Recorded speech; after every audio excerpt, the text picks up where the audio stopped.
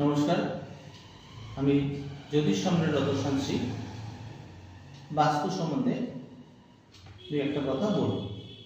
বাস্তু শাস্ত্রে দিকের একটা ভূমিকা যেমন থাকে, সেরকম জমির আকার সম্বন্ধে একটা বিরাট ভূমিকা। জমিটা কীরকম জমিতে বাড়ি করা হবে, সেই জমিটা যদি বৃত্তাকার হয় তাহলে দেখা যায় তার ব্যবসা ভালো হবে, কনফারেন্স রুম হিসেবে ভালো হবে, তারপরে খেলার জমির ক্ষেত্রেও ভালো হয়।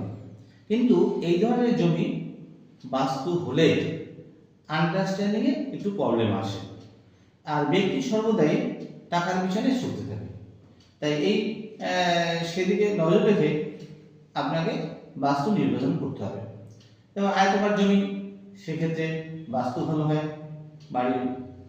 আবার দেখা যাচ্ছে বর্গাকার জমিতে বাস্তু ভালো হয়, আবার দেখা যাচ্ছে ত্রিকোণ জমিতে ভালো বাস্তু দোষ থেকে যায়।